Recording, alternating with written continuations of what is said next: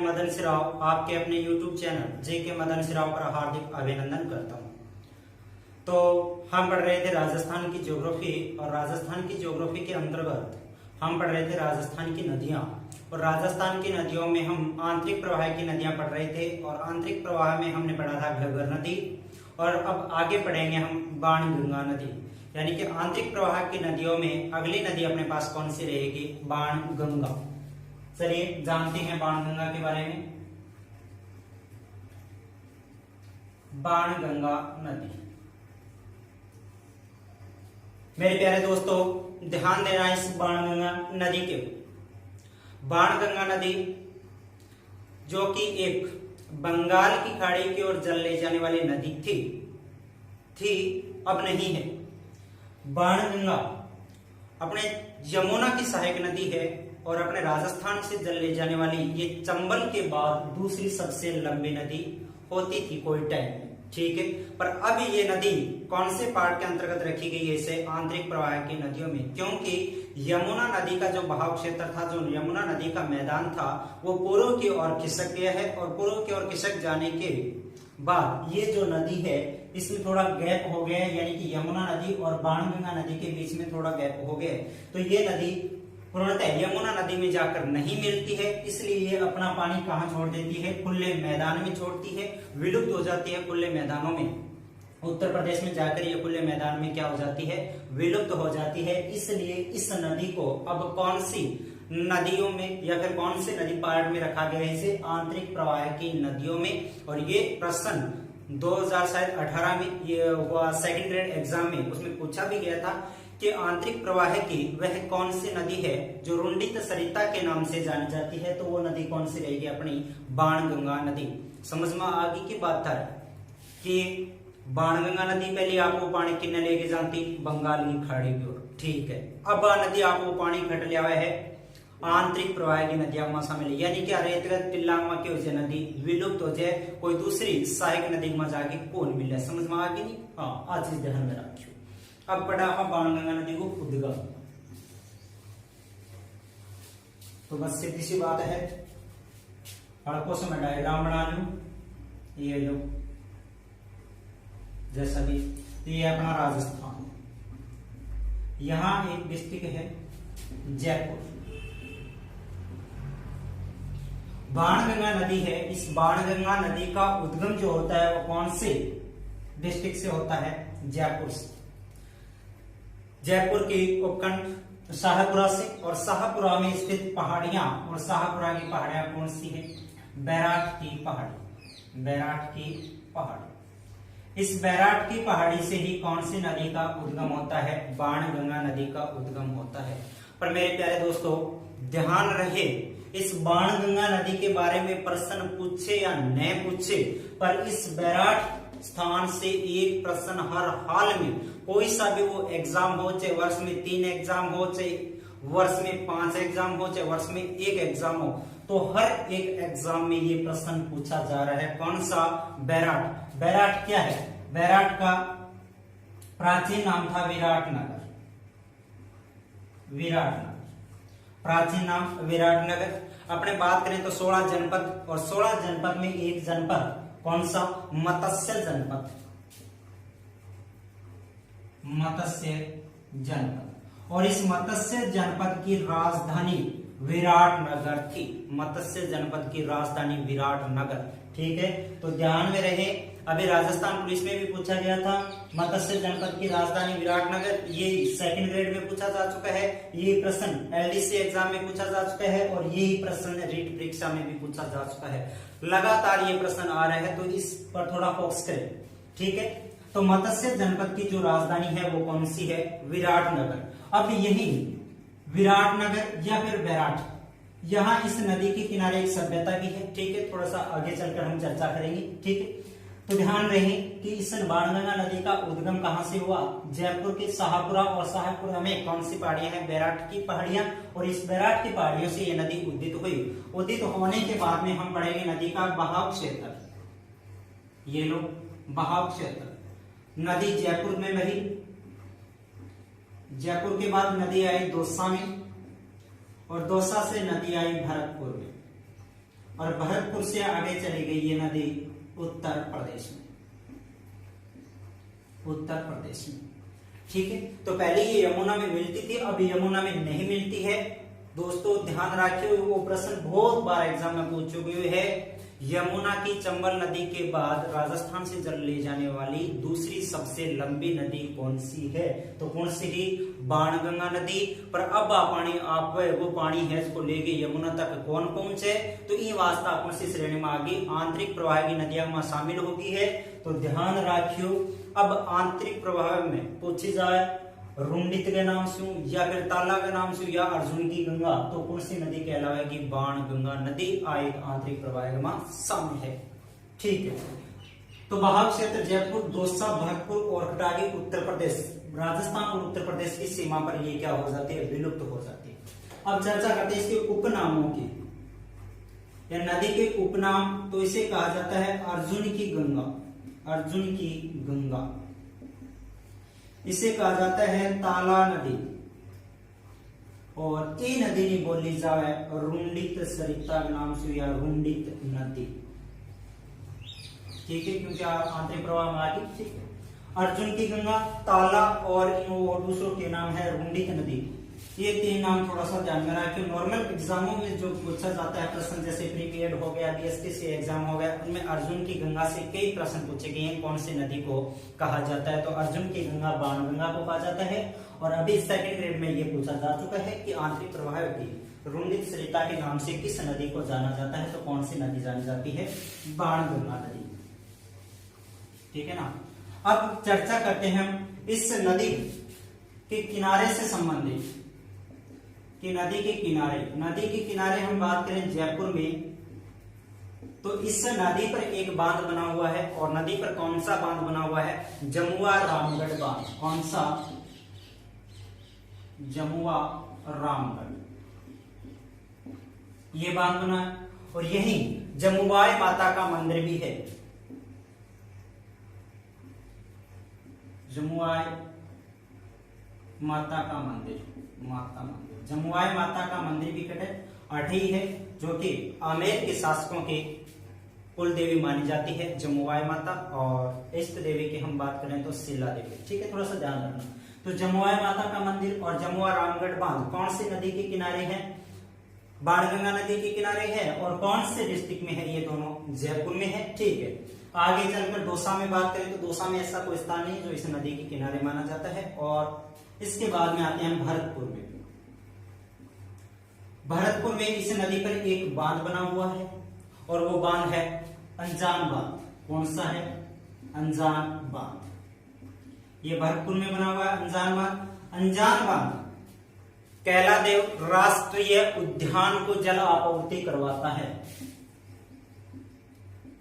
कैलादेव राष्ट्रीय उद्यान जल आपूर्ति। बस ये प्रश्न थोड़ा सा ध्यान रखना कि कैलादेव राष्ट्रीय उद्यान को पानी की व्यवस्था कहां से उपलब्ध होती है? तो कौन सी नदी से? बाणगंगा नदी से। और कौन से बांध से? अनजान बांध से। ठीक है, और इस नदी के किनारे जयपुर में एक सभ्यता भी पनपी है, और वो सभ्यता कौन सी है? बैराट सभ्यता। तो बैराट सभ्यता है, बैराट एक मत्स्य जनपद की राजधानी भी रह चुका है। और बैराट सभ्यता से हम बात करें तो इनका फैलाव है जो गणेश डूंगरी और बिज्जत डूंगरी दो पहाड़ियां हैं, उन पर इसका फैलाव है। इसकी खोज दयाराम साहनी ने की थी। और इसके उत्खनन की बात करें तो उत्खनन कैलाश दीक्षित और नील रतन बैनर्जी द्वारा इनकी उत्खनन किया गया था। ठीक है, कौन सी सभ्यता का? बैराट सभ्यता का। और यहाँ से एक शिलालेख भी मिला है जो भाब्रू शिलालेख है। और भाब्रू शिलालेख के अंतर्गत हम बात करें तो इसमें महात्मा बुद्ध से लेकर के कुछ तथ्य मिले हैं। तो थोड़ा सा ध्यान रखना। वैसे हम ये सभ्यता अलग से पढ़ेंगे, बस थोड़ा सा ये ध्यान में रखना है कि बाणगंगा नदी के किनारे कौन सी सभ्यता पनपी है। तो कौन सी सभ्यता पनपी है? अपने बैराट सभ्यता। ठीक है, अब अगली नदी पढ़ेंगे।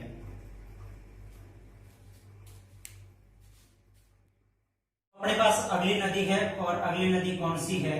रूपारेल। रूपारेल नदी। दोस्तों रूपा रेल नदी से बहुत सारे एग्जाम में क्वेश्चन पूछे जा रहे हैं और पूछे गए भी हैं। जानते हम रूपा रेल नदी के बारे में। ये लो हल्का सा अपने राजस्थान का मैप।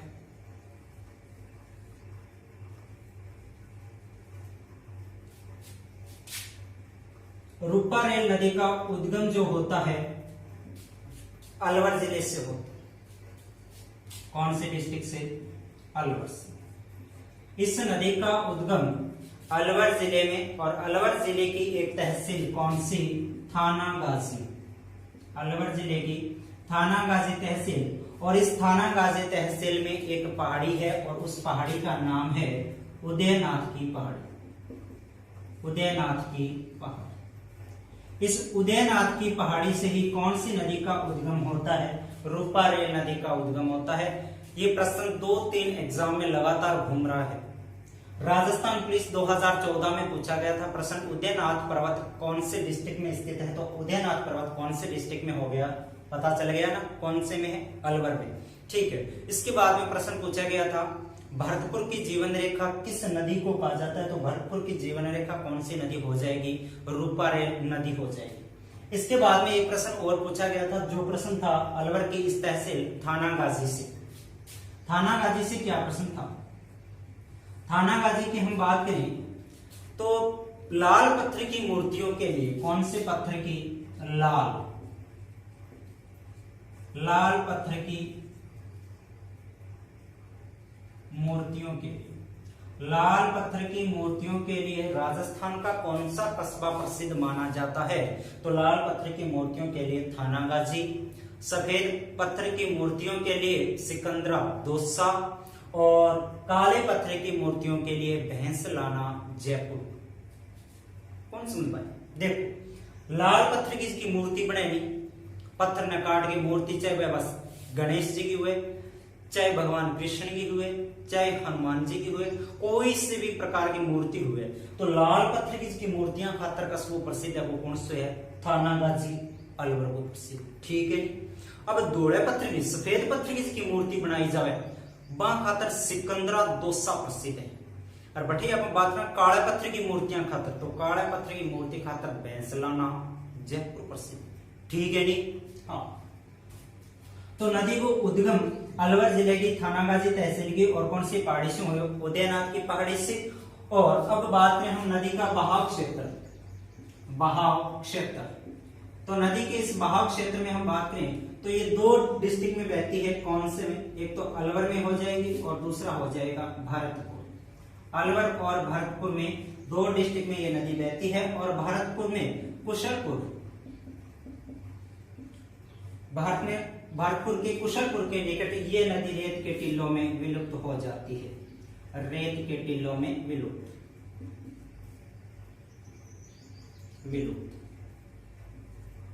ठीक है। अलवर, भरतपुर और भरतपुर व कुशलपुर में आ गया नदी के होगी रेत के टीला में विलुप्त होगी। अब इस नदी पर या फिर इस नदी के किनारे की बात करा तो नदी के किनारे, नदी के किनारे डीग महल, डीग महल, जल महलों की नगरी डीग। ठीक है, थोड़ा सा ध्यान रखना। तो नदी के किनारे डीग महल हो गई। और इसके बाद में हम बात करें तो इस किनारे एक सभ्यता भी पनपी है, नोह सभ्यता। नोह सभ्यता, यहां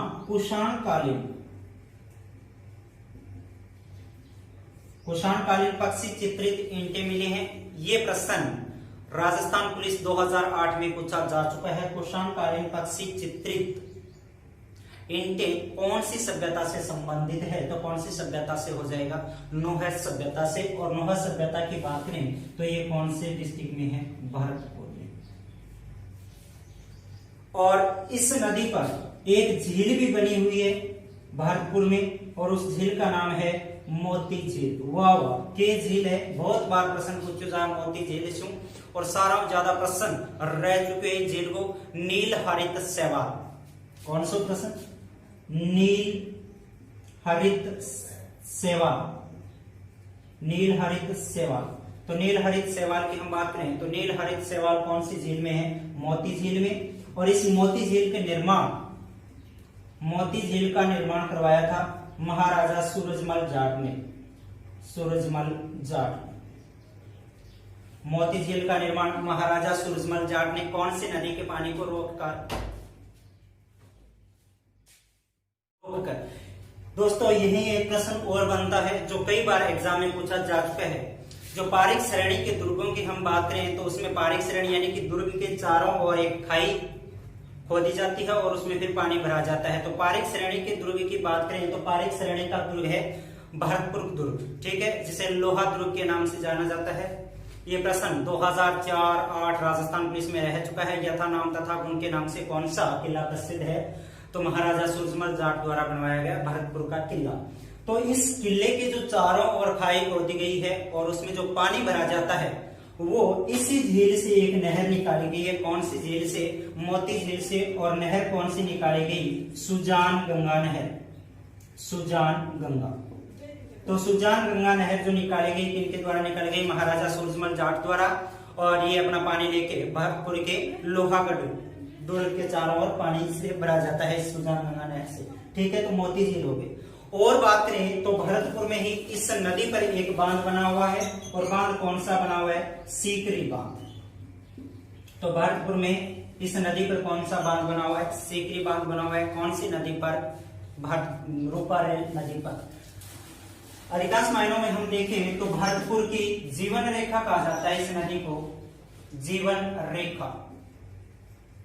भरतपुर की जीवन रेखा कौन सी नदी को कहा जाता है? रूपारेल नदी को।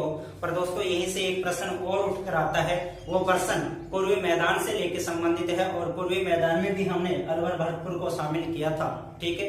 अगर वो वीडियोस नहीं देखे तो जाकर देख ले मेरे चैनल पर, ठीक है। तो उसमें जो हम बात करेंगे तो उसमें तो एक तो भरतपुर नहर है और एक हरियाणा की गुड़गांव नहर जो पूर्वी मैदान की जीवन रेखा मान लेते हैं वो कहलाती है। और यहाँ हम भरतपुर की जीवन रेखा के बारे में बात करेंगे तो भरतपुर की जीवन रेखा कौन सी नदी को कहा जाता है? रूपारेल नदी को कहा जाता है। इस नदी से बस 2-4 क्वेश्चन है, थोड़ा सा ध्यान में रखना है जो एग्जाम पॉइंट के लिए बहुत ही इंपॉर्टेंट है। एक तो हो गया लाल पत्थर की मूर्तियों के लिए जो थाना गाजी प्रसिद्ध है, अलवर का कस्बा, ठीक है। इसके बाद में उदयनाथ की पहाड़ी अलवर में है और इसी नदी से पहाड़ी से एक नदी का उद्गम होता है और वो नदी कौन सी है? रूपारेल नदी, ठीक है। इसके बाद में किनारे डीग नोह सभ्यता, ठीक है, और मोती झील और एक बांध है सीकरी बांध, ठीक है। तो मोती झील नील हरित शैवाल के लिए इंपॉर्टेंट है, सर्वाधिक नील हरित शैवाल इसी में जान गया कि नील हरित शैवाल जो आपने राजस्थानी भाषा में कमोदरी के नाम से जाने जाए, यानी कि पानी का मटका वैन साफ नहीं करे तो एक हरी हरी सी परत बन जाए, ठीक है ना, वही है नील हरित शैवाल, ठीक है। निर्माण की प्रोवाइड है महाराजा सूरजमल जाट को प्रोवाइड हो और इसमें एक नहर निकाली गई है, कौन सी? सुजान गंगा नहर, ठीक है। तो तो ही आपने कौन सी नदी? रूपारेल नदी। अब पढ़ते हैं कांतली नदी से, जानते हैं कांतली नदी के बारे में। तो इस नदी का हम उद्गम पढ़ते हैं। नदी के उद्गम की बात करें तो इस नदी का उद्गम होता है सीकर जिले से और सीकर जिले की खंडेला गांव की खंडेला की पहाड़ियों से, खंडेला की पहाड़ियां। तो इस नदी का जो उद्गम होता है कौन सी का? कांतली नदी का उद्गम वो सीकर जिले की खंडेला की पहाड़ियों से होता है। यही थोड़ा सा ध्यान देना, ये जो खंडेला की पहाड़ियां है ये पड़ती है सीकर जिले की नीम का थाना तहसील में, नीम का थाना तहसील में। इस एक बार एग्जाम में सीधा सा प्रश्न पूछा गया था, कांतली नदी का उद्गम होता है तो 1-2 तहसीलें दी गई थी, थोड़ा सा ध्यान में रखना कि ये कौन सी तहसील से होता है। नीम का थाना तहसील से कौन सी नदी उदित होती है? कांतली नदी। और नीम का थाना तहसील के कौन से गांव से? खंडेला गांव से। और खंडेला में कुछ पहाड़ियां हैं जिसे खंडेला की पहाड़ियां के नाम से जाना गया और इस नदी का उद्गम, ठीक है। एक प्रश्न रहता है इस नदी की बहाव क्षेत्र से लेकर, बहाव क्षेत्र पहले तो जानते हैं कि ये नदी राजस्थान की कितने डिस्ट्रिक्ट में बहती है। तो एक तो हो गया अपने पास सीकर और दूसरा हो गया झुंझुनू।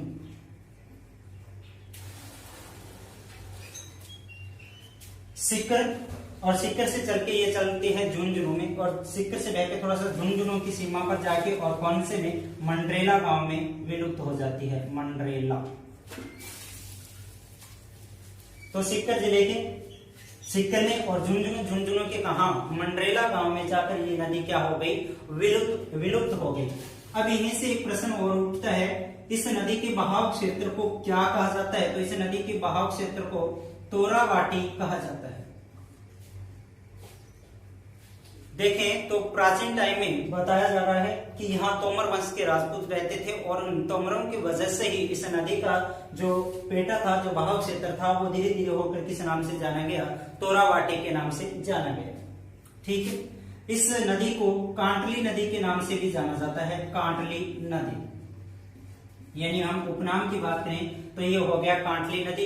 कांटली का मतलब क्या हुआ कि इस नदी का जो बहाव क्षेत्र था वो बहुत थोड़ा तेज था, और ये रास्ते में जो भी पेड़ पौधे आते उसको ये से घूम घूम के ये काट देती थी, और इसलिए इसका नाम क्या पड़ गया, कांटली नदी। ठीक है, अब देखें हम नदी के किनारे। तो नदी के किनारों की हम बात करें तो दो सभ्यताएं पनपी है। ये दो सभ्यताएं वेरी इंपॉर्टेंट सभ्यताएं हैं। कौन सी है?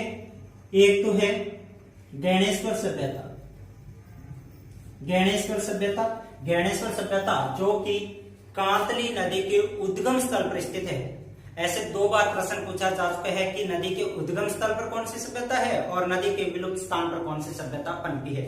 तो थोड़ा ध्यान रहे कि गणेश्वर जो सभ्यता है वो कौन सी नदी के किनारे है, कांतली नदी के किनारे है। चलो ठीक है, ये बात तो सही है, पर है कहां, उदित स्थान पर। गणेश्वर सभ्यता कांतली नदी के उद्गम स्थल पर स्थित है। इस सभ्यता को ताम्र युगीन सभ्यता की जननी कहा जाता है। ताम्र युगीन सभ्यताओं की जननी कौन सी सभ्यता कही जाए, गणेश्वर सभ्यता। गणेश्वर सभ्यता ताम्र युगीन सभ्यता की जननी। सिंधु सभ्यता में बात करा तो सिंधु घाटी सभ्यता टाइम में अब बढ़ू, यानी कि व्यापार करो जातो, चाहे वो लोहा को हो, तांबा को हो, सोना हो, तो तांबा को व्यापार करो जातो वो अपना कौन सी सभ्यता से करो जातो, ये गणेश्वर सभ्यता से भी करो जातो। और तांबा मानव द्वारा खोजी गई सारों प्राचीन धातु भी है, कई बार प्रश्न रह चुके हैं। ठीक है, और ये गणेश्वर सभ्यता से मछली पकड़ने का कांटा भी मिले है, 400 कांटा मिले है। तो ये वास्ते गणेश्वर सभ्यता के जो लोग थे वो मांसाहारी थे। जरूर हम पढ़ेंगे, अच्छी तरीके से पढ़ेंगे, पर अपने को थोड़ा सा बस ये ध्यान रखना है कि अपने गणेश्वर सभ्यता तो पढ़ी थी, पर गणेश्वर सभ्यता कौन सी नदी के किनारे थी, बस इतना ध्यान में रखना है। तो कांतली नदी के किनारे। ये तो हो गई उद्गम स्थल पर। इसके बाद में हम बात करें तो विलुप्त स्थान पर, यानी कि मंडरेला झुंझुनू में एक सभ्यता पनपी है, और वो सभ्यता कौन सी है, सुनारी सभ्यता। कौन सी, सुनारी सभ्यता है। और सुनारी जो सभ्यता है वो नदी के विलुप्त स्थान पर पनपी है, और कौन से डिस्ट्रिक्ट में है, झुंझुनू में है। ध्यान रहे इस नदी के उद्गम स्थल पर जो सभ्यता है वो कौन सी है, ताम्र युगीन सभ्यता है। यानी कि गणेश्वर सभ्यता से क्या मिला है, तांबा मिला है। और यही हम बात करें सुनारी सभ्यता से, तो सुनारी सभ्यता से एक लोहे का प्याला मिला है, लोहे का प्याला। तो यहाँ लोहे की धातु है, लोहा धातु मिली। ठीक है, तो प्यालो मिले तो इनके नाम से जान लेगा कि ये जो सभ्यता है ये कौन सी हो गई, लोहा युगीन सभ्यता हो गई। और गणेश्वर सभ्यता तांबो मिले तो अताम्र युगीन सभ्यता हो गई। अब ये नदी से एक प्रश्न ध्यान में रखना है, बहुत ही इंपॉर्टेंट प्रश्न है जो एग्जाम में काफी बार पूछे जा चुके हैं। कि प्रश्न पूछे जा चुके हैं कि पूर्णतः मतलब पूर्ण रूप से राजस्थान की आंतरिक प्रवाह की सबसे लंबी नदी कौन सी है। समझ गया, कौन समझ गया। पूर्णतः यानी कि राजस्थान से तो उद्दित हुई, उद्गम हो, और राजस्थान में आके होगी, विलुप्त होगी। राजस्थान में उद्गम, राजस्थान में क्या होगी, विलुप्त होगी। तो इससे सारा बड़ी नदी है वह कौन सी है, कांतली नदी है। और इनकी कुल लंबाई है जिसकी कितनी है, 100 किलोमीटर। अगर सीधा पूछा जाए कि राजस्थान के आंतरिक प्रवाह की सबसे लंबी नदी तो कौन सी हो जाएगी, घग्गर नदी। ठीक है, एक बाद में पूछा जाए कि पूर्णतः राजस्थान में बहने वाली आंतरिक प्रवाह की सबसे लंबी नदी, तो पूर्ण रूप से यानी कि राजस्थान में उदित हुई और राजस्थान में क्या होगी, विलुप्त होगी। तो वह नदी कौन सी है, कांतली नदी। और इसकी लंबाई कितनी है, इनकी 100 किलोमीटर है। और यही हम बात करें इस नदी के बारे में, तो इसकी कुल लंबाई तो ये होगी 100 किलोमीटर। ठीक है, तो ये कौन सी नदी हो गई अपने पास? पांतली नदी। उद्गम इसका सिक्कर से, और एक दो बातें इससे जुड़ी है जो ध्यान में रख लेना। ठीक है, तो ये थी अपने पास आंतरिक प्रवाह की नदियां। एक दो नदियां और बची है, अब अगले पार्ट्स में पढ़ेंगे। तब तक के लिए धन्यवाद। आशा करूं थानो वीडियो पसंद आयो होगो। अगर बढ़िया लगे हुए, पसंद आयो है, तो एक तो लाइक ठोक दियो इन पर, और सब्सक्राइब कर दियो, और आप आगे थे शेयर करता रहियो। ठीक है, थैंक यू, धन्यवाद।